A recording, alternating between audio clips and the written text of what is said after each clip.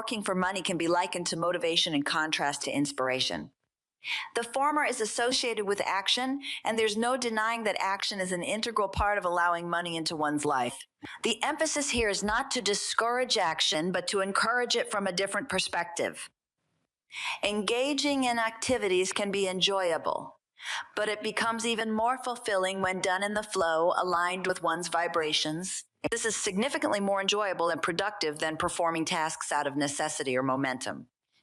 The key is to take action from a vibrational standpoint that is aligned rather than misaligned, from a path of least resistance rather than more resistance. That process involves energy work, alignment, and inspired action. It's about moving from the unseen, represented by the vortex, to the seen, manifested in the bank account. This transformation from vibration to material is essential, and there are countless ways to achieve it that may not even be considered. The speaker encourages an understanding of economic energies, emphasizing that the possibilities are vast and often unconsidered. While one may attempt to create a general list, the true potential lies in being open to the unlimited ideas available for exploration. The narrative shifts to the evolution of economics over the past century, considering the robustness of today's economics to that of a century ago highlights the unforeseen avenues of abundance and the extent to which it shapes life experiences rather than creating a limited list. The speaker advocates acknowledging the unlimited nature of economic possibilities and being receptive to the ripe ideas waiting to be explored. Accepting the unlimited potential and readiness for new ideas is suggested. Mindset is presented as a challenge for those accustomed to taking immediate action. The difficulty lies in transitioning from a mindset of doing to one of receiving, recognizing that true receivers are in a state of vibrational flow. The speaker poses a thought-provoking question about the belief in the connection between one's current financial prosperity and personal actions. Many may identify their livelihoods with their actions. However, the speaker challenges this belief, prompting individuals to consider whether their financial well-being is truly tied solely to their actions. In essence, the message encourages a shift in perspective from working for money to aligning with vibrational flow, acknowledging the limitless possibilities within the realm of economic energies and being open to new ideas that may not fit into a conventional action-oriented mindset. Let's delve deeper into the connection between your actions and income. Imagine if you were to cease your current activities. Would your money flow tomorrow as it usually does? This question tightens the trap, prompting a reflection on the dependence of your financial flow and your actions. If you refrain from going to work tomorrow, would the money continue to flow? This inquiry is particularly significant in the context of the prevailing economic norms. Many are accustomed to the idea that personal actions are directly linked to income. You may have conditioned yourself to engage in specific tasks in exchange for monetary compensation. It's the fundamental principle of economics, providing services in exchange for value. If there were no one else on the planet, would the services or products you offer be necessary? If there were no individuals to engage with in terms of goods or services, would there be a reason for you to provide them? This line of thinking encourages stepping back to recognize that the essence of economics lies in the interaction between individuals. It revolves around the concept of serving one another. Now, let's explore the idea that the foundation of the economy depends on serving others. Can you acknowledge that the ways to serve one another are not exhaustively figured out? Are there desires and needs in the collective consciousness that are yet to be discovered? Do you believe you have the power to position yourself to benefit from satisfying the needs of others? In a subtle twist, the conversation encourages a shift in perspective. It tricks you into considering that the flow of your economics is intricately tied to the energy you project outward to others. Your offerings and what you receive are intertwined at a vibrational level. The concept of service is introduced, and it's clarified that this term is not used in the conventional sense. In this dialogue, where we've established that economics is fundamentally about serving one another, the focus is on understanding that what you contribute holds value for others. It invites a careful consideration of your role in this exchange, emphasizing that your contribution is an integral part of the vibrational flow that shapes your economic experience. Essence, the narrative encourages a broader perspective on the relationship between actions, offerings, and financial flow, urging individuals to recognize the vibrational equivalence of what they provide and receive in the intricate dance of economic. Entering into this new understanding of economics can be transformative, offering a fresh perspective that has the potential to benefit you in unprecedented ways. The pivotal question now: have you reached this understanding?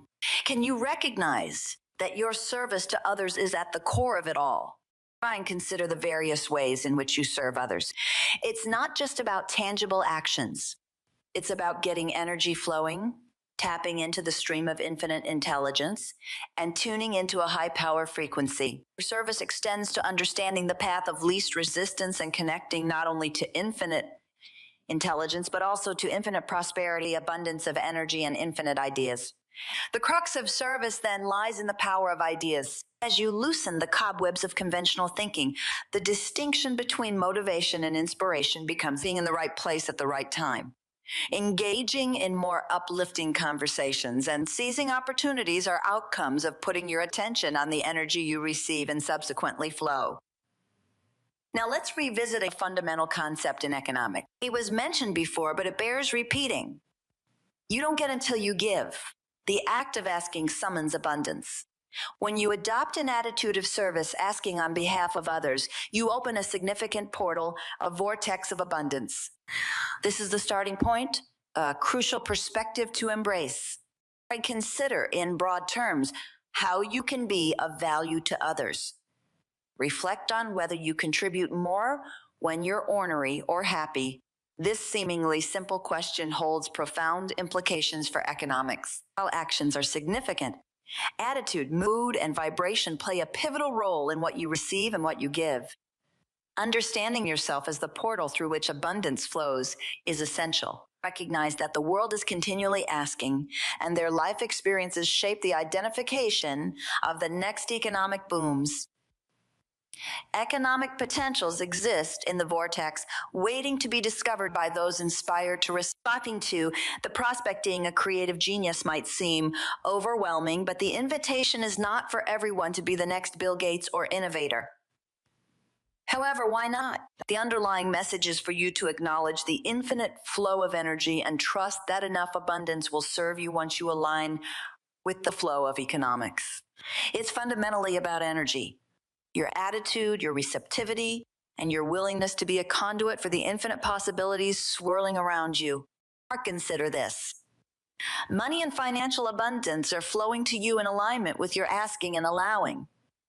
The intriguing aspect, however, is the distinction between motivating yourself to ask and inspiring yourself to do so. The process is not as straightforward as it could be because concerns about what to do with the money or where it will come from can obstruct the natural flow. As instead of worrying about the logistics, the key is to concentrate on the undeniable existence of the flow and the readily available path of least resistance. Acknowledge your ability to get on this path and receive the flow without getting bogged down by questions about when, where, how, and by whom.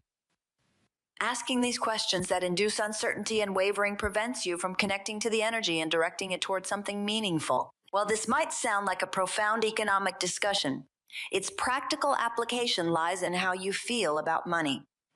It's about tuning into the flow and cultivating a sense of abundance, believing that there is plenty earmarked for you. The real transformation occurs in your emotional relationship with money. To navigate this, it's crucial to recognize that there is an abundance of money available specifically designated for you. The process involves figuring out how to figure it out, feeling your way to it, and doing so on the path of least resistance. This path doesn't involve hardship, struggle, determination, or excessive effort. It's about tapping into inspiration rather than motivation. Tuning into the path of inspiration is essential. It requires boldness in your responses to fundamental questions. Do you believe in infinite intelligence and infinite abundance? Have you carved out a path of abundance for yourself within your vortex? Do you trust that this path will be inspired to you? Importantly, consider if worry is the means by which you believe you'll reach this path. Will it be through struggle and hardship? The focus shifts to your beliefs about your ability to serve while enjoying what you do. Can you find satisfaction in your activities? This exploration prompts you to consider not just what you do, but how you feel about what you do. The idea is to align your actions with a sense of inspiration, joy, and satisfaction. In essence, finding your inspired path involves recognizing the abundance designated for you, tuning into the flow, and navigating towards it on the path of least resistance. It's a shift from worry and struggle to inspiration and alignment, acknowledging that the journey is as crucial as the destination. Consider this. Do you believe that you already know some of the things that are waiting for you? Can you envision them queued up in your vortex, ready for you to reach out and grasp? Is there a pre-established path awaiting your inspiration? The pivotal question that emerges: how do you discover this path? First, a question of paramount importance, worthy of contemplation. Picture it in your mind, cue the Jeopardy! Theme song, and delve into the inquiry. How do you find the path? Contrary to what you might expect, you don't find the path. It's an inspired path, not motivated by external forces. The key lies in staying in a general place, highlighting within yourself what truly matters to you. Identify your preferences. What brings you joy? Is it freedom, fun, inspiration, great ideas, being of value, or perhaps the thrill of sniffing out and following a trail? Trace these aspects, for they are the markers that guide you on your journey. The path will find you when you engage in work that is free from wobbling. Stay in that place and the path will naturally unfold. There's a crucial step. You must position yourself to receive the inheritance. This inheritance isn't solely about money. It can manifest as ideas, collective experiences, or various forms that align with your desires. Unwrapping abundance takes many forms. Sometimes it's a direct deposit into your financial account. Other times, it emerges as a brilliant idea or a shared experience with others, depending on your individuality and aspirations. The path will fulfill all of these facets, satisfying your unique wants and needs. When we say the path will find you, it implies that it has already found you. An eternally unfolding journey that holds surprises and delights. To fully embrace this unfolding path, decide that you want to feel good, have fun, and prioritize what matters most to you. That's the abundance waiting for you, the inheritance that beckons.